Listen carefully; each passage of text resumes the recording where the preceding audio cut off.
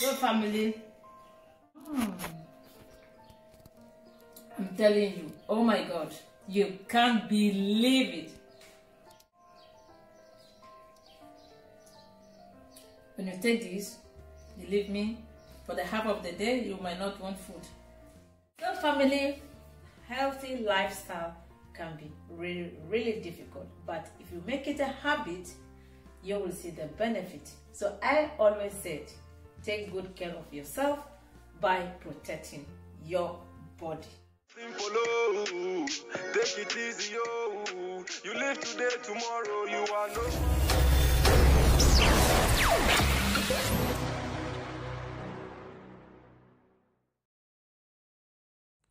Abusiafo, somewhere last year, Ekuapem Polo, one ne ba abemwa ketua etwa a nude photo, and na omode to a social media.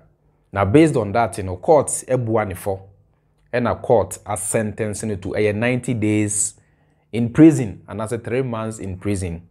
Se onko na onkonko suye nyansa na se ofrimu fia sa atworking and it's a nudity kind of life no wetimi atwene ho afri ho. Now when na Efia Schwarzenegger te yepe no say we there this calls for a celebration. Efia Schwarzenegger na ni agye pa se court ebua Ekuapem Polo for na omo a sentencing to 90 days or 3 months in prison. Tiabusiafo yenhwe video Ekuapem Polo or day 2 right after the judgment was passed. Na Syria Efia Schwarzenegger enijia uwom any the way we see our celebrating no ya hwe eno so video. Na Syria se ne amu ina amunim no. Ma kire madwe. Yentie Ekuapem Polo. Hi guys, as you know, this is your one and only sexy Polo, Ekuapem Polo, yeah, Rosemond Brown. I just want to use this opportunity to say thanks to all my legends who supported me. I saw the hashtag, especially Regina Stone, Sarkodie Stonebwoy, Bridget Otu, Hajia Forreal, Akuma Masimbi, DKB. Oh, I can't mention it all, please. I saw all this, all the bloggers who used that platform to support me. I saw the hashtag. I love you. I know you people love me, and I love you too. The bloggers, mommy, those called celebrity. I know you love me. I'm stubborn, but you still show me love. I saw the money you sent, mommy, for my son. We are grateful. Guys, you know your girl is strong. Sometimes in life, you have to pass through some things to make you strong, to get to somewhere. I know it's a test I have to go through. I'm strong. You guys know. Please, all that I need is your prayers and your support. Your girl will be back with you guys. I love you. Thank you, Tunde. Thank you, all my Nigerian celebrities. Thank you, all my Ghana celebrities. All over the world who are supporting me. Yeah, Jackson, I love you, sister. I know you love me. I love everyone who has supported me to this. Your girl loves you. They pay you. Kiss, kiss. Yeah, na ensemu Ekuapem Polo or they two right after the sentence. And I na yetie no. Tiabusiafo yenhwe Efia Schwarzenegger so enijia wom na ensemu a odi atodwa. Na Syria se ne amu nyina amunim no. Ya to aso. Free Mandela, free Mandela, free Mandela, so we can. Now move for placard and go court or chine social step as say your time will come. Who remember times 10. Whatever you wish for me, I wish 20 times of that. Munche red t-shirt. Now move for placard. Now so when you my dear friend of contempt, when you my dear friend of contempt of quarter. Move for placard and go share that you know because say free Mandela, free Mandela, free hippopotamus. Yo, say me dear, I am in support of justice. Me pesa Ghana emrano eye adwuma. Indi say Ekuapem Polo wafom Ghana mrano na se ye twe naso a meni hu asem bia aka na so ni ameka ne se ya ha abana ye de ebo techi no yemfa the same abakro na emmo nyantechi sa suban na Akuapem Polo oda ne di no enye ono nko na adan suban bi a etisa edi. There are so many celebrities or so-called popular people in Ghana. They have equally exhibited the same attitude. Yenuaba eye Joyce Jujo Mensah a oti Germany abrochimemo oka ho ono so ye obi a eba nudity a odimu akotene pa. Minim say Akuapem Polo de no nia ama ne de no aye so special no eye the fact is say the nude photo no na involve a minor eye akwada ketua. Now so nudity is nudity what you say. And I mean say Akuapem Polo nia e man yes ano onyane inspiration if we Efia Schwarzenegger, Joyce Jujo Mensah, and the other slave queens are omo Ghana no omo nchen na Akuapem Polo onyane inspiration no free because enne Efia Schwarzenegger na ni agi a all celebrity say court a sentence Akuapem Polo no. Efia Schwarzenegger is guilty of the same crime for which Akuapem Polo has been sentenced. Ye can't Ghana social media omo nude and I say omo ta post videos a show omo nakedness any omo nudity a or not Efia Schwarzenegger or can ho bi. There are so many videos of her circulating on social media na enye kra na mintimi kra enyi no ha enkyeremo. What masenti Efia all celebrating no ne refi say ono amu krampo no or guilty of the same offense. Ena eya na asem ba abribia na meka se Ghana yentako asem no from the source edua hwei so twa emfimfin a e wo chance say esa be fefe biem na so say utu ase a entimi emfefe biem emra kasoa incident esi on say yakasa but only a few bloggers are able to address the issue from the roots. The roots no as I say asofo any akomfo any edunsifo especially asofo omo age Ghana radio and TV stations aboso a omo promote sika gari sika dro money perfume any sa nyoma no enam omo sunti ena sa ememu wa mienu no omo ekun eye akwada ketua na se omo edi sa nyambra sem a etisa entiene Akuapem Polo die na inspire ni attitude no the influx of slave queens Moesha Budong mo Efia Schwarzenegger mo Hajia Bintu mo and the other slave queens are aka Kofi TV Kahombi Zion Felix Ekahombi because these guys are the ones promoting slave queens. These guys are the ones promoting lust and nudity. Obi wa no fua na ye dinechi na ye chasing for interview. Obi wa toa na nsape na wabedane celebrity. Obi tuweke baku mienu na nsape na ya granting interview na ya hype na amana babe celebrity. Nansia yetigana ha ena nufu tabraba nufu tele nufu ayani ayase yeneje nufu hokrampo yehu ana ye dwane ye twa interview ema girl yi ni yehu ya ne se like ana se aka Ebenezer Rasnene wakofa eye nufu girl yi a one no eye video na se we hype senselessness, we hype stupidity.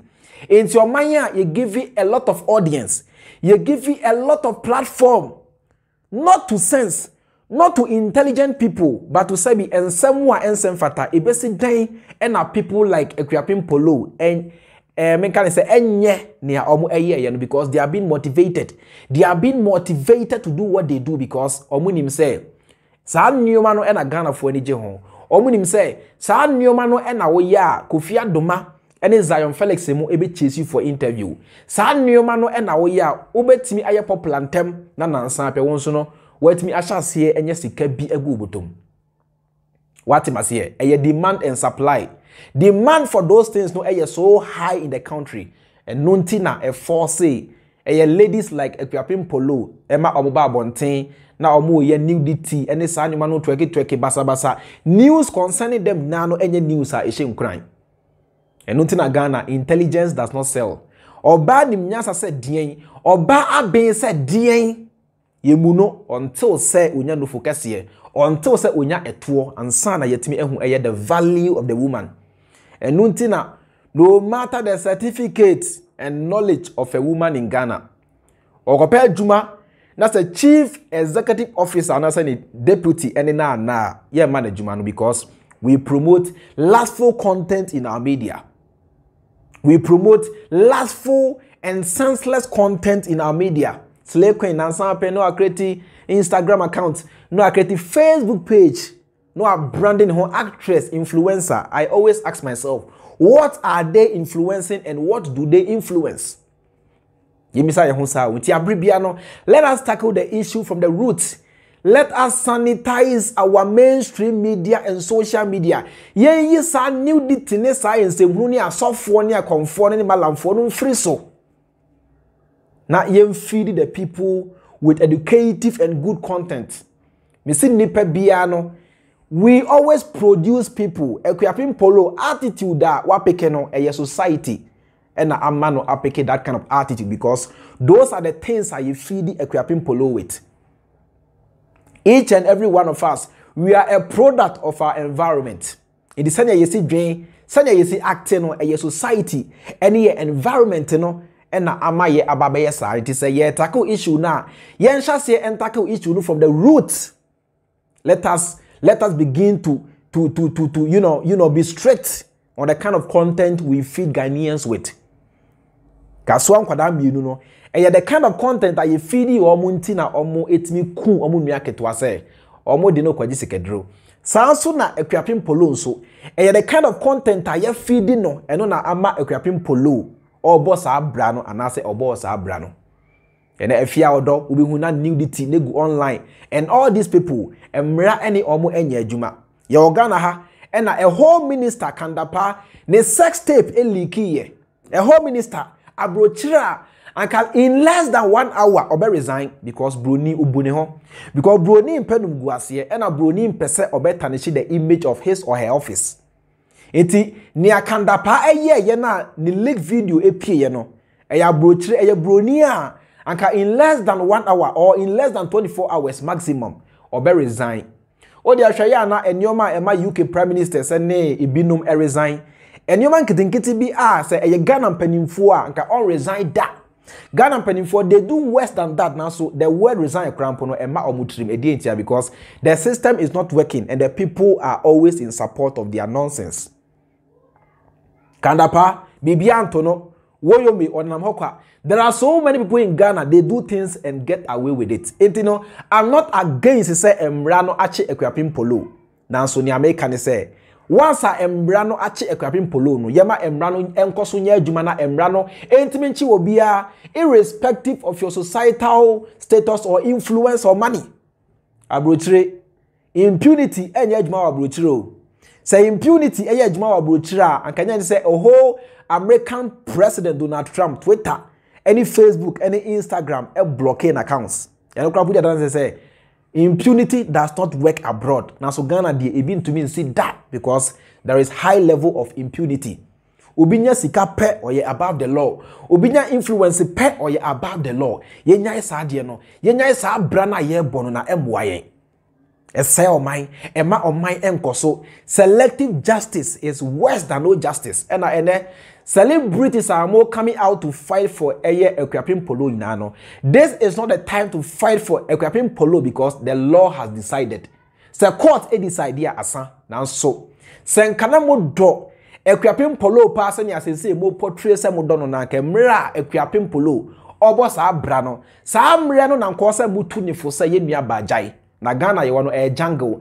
Ghana ye wano wu niska afeya no aba se wan hwe na se emra ne chewa obemobo. And Kosamudi Kaitu Ekuapim Polo Funan Kujai Sabrano. This is not the time to be holding placards and go on a social media campaign to campaign for Ekuapim Polo and Kobebia. And Kosamutu Yen Yabani for Sakodie and the celebrities are more Adam voices no say Kwasemuni ade. And Kosamutimi to Ekuapim Polo for Embra or Sha say Obo Sabrano. Mutu ne foa and Kanyane say ene ya sentencing to a year 90 days imprisonment, you know. Buma yen kano krena yen fa hypocrisy entonchen. Hypocrisy emwayen. Hypocrisy esay o mai. Hypocrisy it will never help our lives as a people and as Ghanaians. Na yen fa yen si form. and as sex programs are air so TV so na ye sa anima ni free ho enya obi na be kire Ghana ni be ma sanya yesi Rodros enya obi na be kire Ghana ni be ma sanya yesi efa oba na enya obi nso na be kire Ghana ni ba sanya yesi ebie ye namu ewo kame be ma da bi obi nchira kwada nyame sa anima no wunyi nyina no you get to know wunyi nyina no you get to realize enya obi na kire be ma how to break a virgin enya obi na kire be ma how to break a woman's virginity. It is our sex programs now. Let us put educative content online to sanitize Ghanaians, to educate Ghanaians, to reboot the brains of Ghanaians. Let us teach them basic human rights, the need for them to keep a clean environment. Is too much of sex, you know. Too much of lustful content, and there are so many programs now. Bema no ba demonstrate and oba de only die na soneha and soneha na ye ma TV so and all these things are going on and nobody's talking about it. Those are the reasons. Sa humanity and enam so Emma ekwapim polo or boss abra na say or boss abra no. Until let us learn to tackle the issue from the roots. Am I properly na yen shipi blaming na ekwapim na say na campaign for ekwapim. No, let us solve the issues from the grassroots. Let us solve the issue from the roots of the whole thing, from the source. And yes, nothing will change. Content that you feel the Ghana for no is very important. And no, and it shaping the lives and the thinkings of Ghanaians. And it's a person Ghana for enya adwen sachra. Now say person Ghana for enya a change of attitude that let us check the kind of content we feed Ghanaians with. And yes, this kind of things, it will not end with Equiapim Polo. It is going to continue, and a lot of people are going to fall victim, and it will not be healthy for our society. It's as simple as that. It's as simple as that. It's as simple as that. Ebusia for me demo ebese ha. Sanya mu ina mu nim no.